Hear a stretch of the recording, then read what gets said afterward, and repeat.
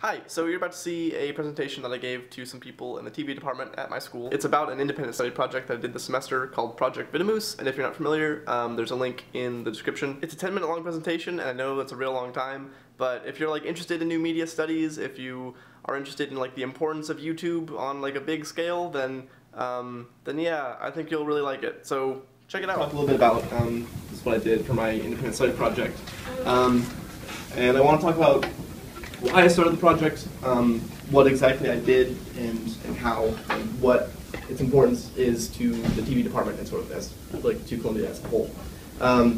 So I started out in the TV department, or in the film department, and I...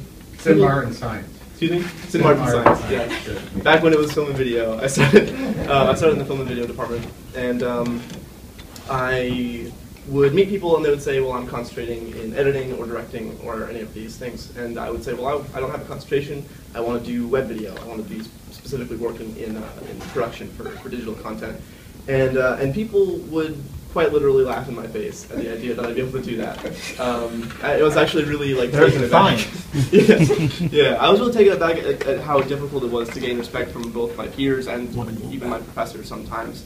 And I started to think about why this might be. This is sort of, I put a lot of thought into why people would be so resistant to this.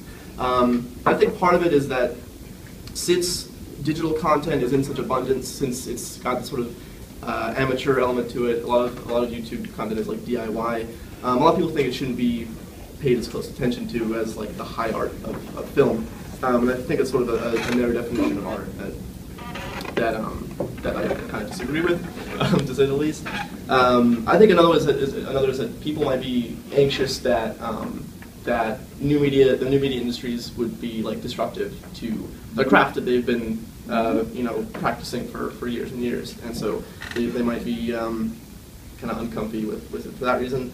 But the biggest thing that I think the biggest reason people might not be comfortable with it is that there's a horrible scarcity of text. There isn't the process of funding to research to publication to widespread incorporation into college curricula flows like molasses. It's not it's not something that just gets done super quickly. And given that the new media industries are it's only been a viable industry for maybe 5 years, giving it a lot of credit there. It's not something that's been really explored and put into college curricula. In fact, there really isn't a universally agreed upon name for what I'm studying. It's there's new media studies. Yeah, there's very few undergrad programs that deal with this. USC has a media arts and practice department. UW-Madison has digital media. UW-Milwaukee has what do they have? They have digital arts and culture. That's where Patrick Lichty now teaches. MIT has comparative media studies and writing, which is headed up by Henry Jenkins, who is also at USC now. And then Columbia's got interactive arts and media, which based on the title could sort of deal with this stuff. And then there's obviously my concentration, which is internet and mobile media. But to say that the 6 classes that are required for my concentration, 2 of which are only 2 or 3 are specifically designed for the actual digital content. So it's I think it'd be a little bit disingenuous to say that that's sort of everything that it covers everything, which is okay, right? Because it's such a new thing. But I thought, also want to mention, Wojtek and I experienced this firsthand. We experienced this firsthand. We sort of saw how new this is when we went to the YouTube Educator Lab over spring break. And I had the chance to speak in front of 60-some educators and administrators who wanted to learn about how to incorporate digital media into their curricula.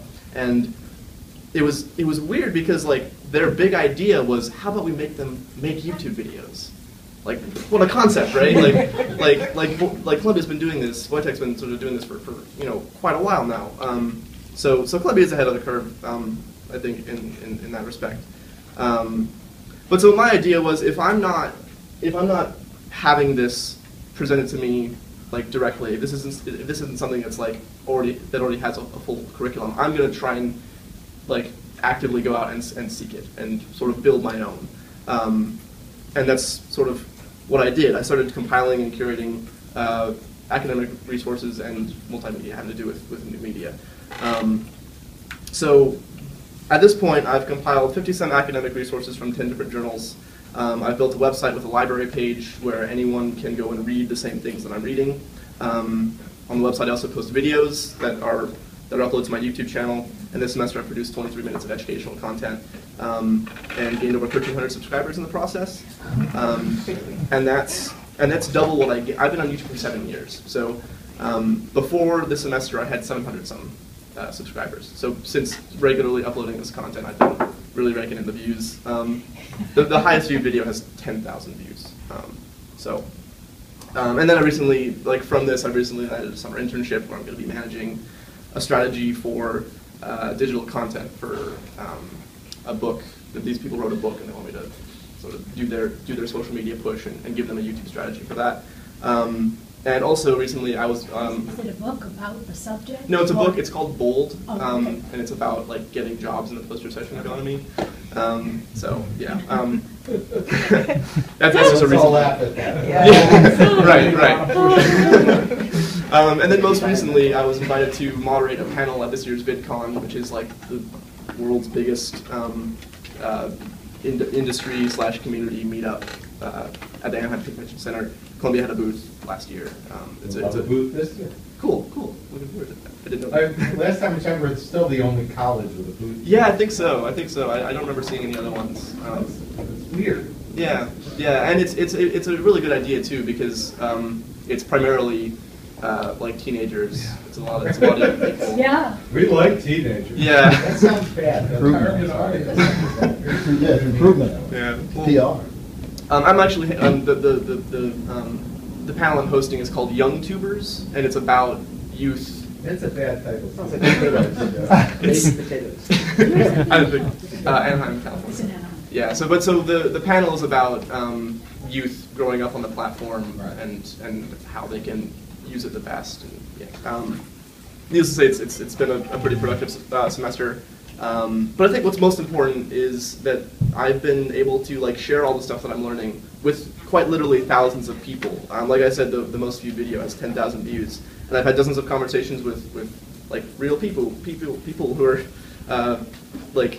really interested in this subject. I want to share just one of the videos that I did. The survey, I ended up getting about 40 responses, and this video has 650 views right now. So, and the smallest people who answered the survey had 10 subscribers, and the largest channel has 200-something thousand. It's the Field Museum's Brain Scoop, which is one of the big, more popular YouTube channels based in Chicago. So I want to talk about why it's called Project Vitamoose. So I named it this. Those 4 words together, but go ahead. So it's the first person plural conjugation of videre, which is to see or to watch, and it's the same word where we get video. And Vitamoose is we see. So I want to share with people how interesting and important this field of study is, so that they may also see that it's a very important thing. The thing, and I think this is especially important for the TV department to see, because the media landscape is changing so fast.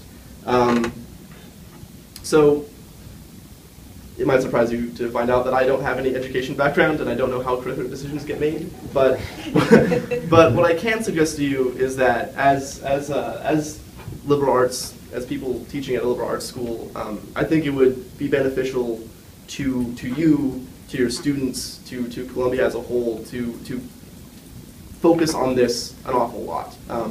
Everyone coming into the film and TV industries right now all of us have some kind of DIY background.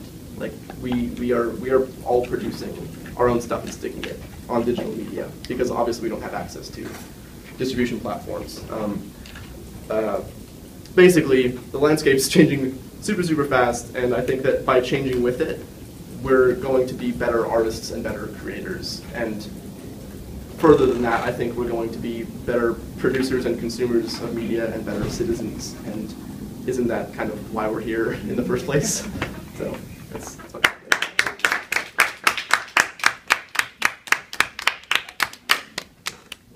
So, so I have two questions. Certainly.